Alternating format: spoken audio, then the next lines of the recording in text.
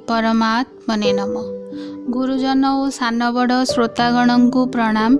Guru Gita channel को स्वागत।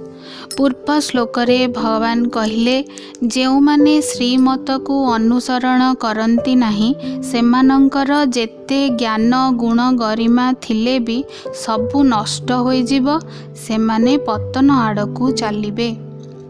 ताहेले जो माने भगवत मार्ग रे चलिबाकू चाहुछंती सेमाने श्रीमत को मानिबाकू बाध्य। श्रीमत हैला भगवानंकर मत। भगवान किंतु निजर मत को काहा उपरे जबरदस्ती लदिबाकू चाहंतिनी, किंतु जे शरणागत हुअंती समस्त कर्म तांको अर्पण करंती तांको उपरे भगवानंकर विशेष कृपा दृष्टि पड़े। से ताकू श्रीमत अनुसारे चलिबाकू बाध्य करंती। जेमिति बापा माँ पिला पाई जहा भल सेया करिबाकू पिलाकू बाध्य करंती, ठीक सेमिति से हेउछंती आमर परम पिता।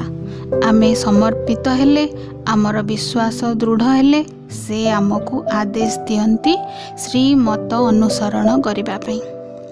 श्रीमत अनुसरण करिबा हेउछि एक साधना। साधना करिबा अर्थ सात्विक गुण आड़कू निजकू परिवर्तन करिबा। यह ही आमको शेष रे पारमार्थिक आध्यात्मिक ज्ञान आड़कू ठेली देबो। एहा परे आसंतु सुनिबा श्लोक 33। सदृशं चेष्टते स्वस्य प्रकृतेर्ज्ञानवानपि प्रकृतिं जानति भूतानि निग्रह किं करिष्यति। अर्थात समस्त प्राणी प्रकृति को प्राप्त हुअन्ति, अर्थात निज प्रकृति अनुसारे कार्य करन्ति। एपरिकी ज्ञानी महापुरुष मध्य निज प्रकृति अनुसारे कार्य करन्ति। तेबे एथिरे काहार निग्रह कौन काम करिबो? आसंतु यार व्याख्या सुनिबा। सदृशं चेष्टते स्वस्याः प्रकृतेः ज्ञानवान अपि प्रकृतिं जानति भूतानि। अर्थ समस्त प्रकार प्राणी प्रकृति को प्राप्त हुअन्ति, एपरिकी ज्ञानी महापुरुष मध्य प्रकृति अनुसारे कर्म करन्ति। स्वस्याः अर्थ ज्ञानी महापुरुषगण। प्रकृति ही हेला संसार। चेष्टते अर्थ चेष्टा करन्ति। जेउ महापुरुष गण श्रीमत को अनुसरण करी करी चेतना शक्तिर दिव्य स्तर रे पहुँची जाती, से स्तर रे पहुँची सारला परे तांकर समस्त कर्म को क्रिया बोली आउ धरा जीवनी। ताहा केवल चेष्टा करिले बोली धरा जीव। चेष्टा बंधनकारक नुहे, किंतु क्रिया बंधनकारक। साधुगण केवल लोक कल्याण पाई कर्म करती, निजर स्वार्थ पाई केबे नुहे।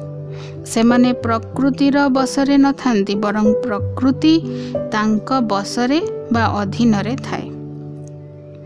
समस्तंकर मंगल करिबा, अन्यर दुखरे दुखी हेबा, सुखरे सुखी हेबा, समस्ते केमिति शांति रे रहिबे से विषय भाबिबा, यह हेउछि महापुरुषंकर प्रकृति बा स्वभाव। किंतु भगवान एठारे सावधान कराई कहउछंती जे जेते बड़ महापुरुष होइथांतु ना काहीकि एई संसार रे 100% प्योर होई रहि परिबनी। कारण संसार बा प्रकृति हेउछि मायार एक जाल। प्रकृतिर काम हैला जेन तेन प्रकारेण मनुष्य को निजर कबल रे आनिबा। से आमर वीक पॉइंट खोजु थाए। टिके राग द्वेष आसीगले से आमको जाबुड़ी धरिब, पंक भितर को टाणी नहीं जीव। महापुरुष ज्ञानीगण मध्य किछि ना किछि तामसिक गुण अल्प बहुते रखि थांती। जेमिति केही केही क्रोधर अधीन रे थांती, केही लोभ अधीन रे तो केही आलस्यर अधीन रे थांती। काहाकू खाद्यर लोभ थाए तो काहाकू धन संग्रहर लोभ थाए, आउ काहार मान सम्मान बड़ीमा प्रशंसार लोभ थाए।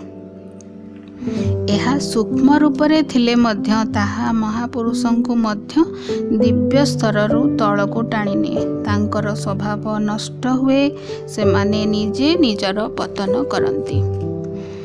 କେବେ କେମିତି କ୍ରୋଧ କରାଗଲେ ତାହା ଧରାଯାଏନି କି କାହାକୁ ଠିକ୍ ରାସ୍ତାକୁ ଆଣିବାକୁ କ୍ରୋଧ କରିହେବ। କିନ୍ତୁ ଯଦି କ୍ରୋଧ କରୁ କରୁ କ୍ରୋଧୀ ସ୍ୱଭାବ ହୋଇଯାଏ, ତେବେ ସାତ୍ଵିକ ସ୍ୱଭାବ, ଯାହାକି ଅମାୟିକ ସ୍ନେହ, ହସ ହସ ମୁହଁ, କଲ୍ୟାଣର ଦୃଷ୍ଟି, ଆଦରର ଭାବ ଏସବୁ ନଷ୍ଟ ହୋଇ ଚାଲିବ। ଯଦି ମହର୍ଷି ବାଲ୍ମୀକି ମେନକାଙ୍କ କବଳରେ ପଡ଼ି ତପସ୍ୟା ଭଙ୍ଗ କରିଥିଲେ, ତେବେ ଭଗବାନ କହୁଛନ୍ତି ନିଗ୍ରହଂ କିମ୍ କରିଷ୍ୟତି।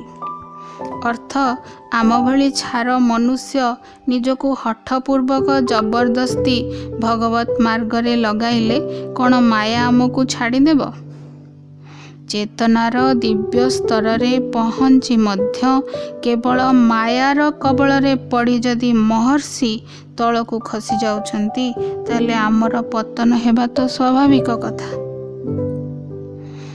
କିନ୍ତୁ ଭଗବାନ କହୁଛନ୍ତି ଆମେ ଯଦି ସ୍ୱୀକାର ହିଁ କରିବାନି ଯେ ଆମେ ପ୍ରକୃତିରେ ବଶରେ ଅଛୁ କି ପର ବଶରେ ଅଛୁ, ତାହେଲେ ଆମର ଉଦ୍ଧାର ପାଇଁ ବାଟ ଫିଟିଯିବ।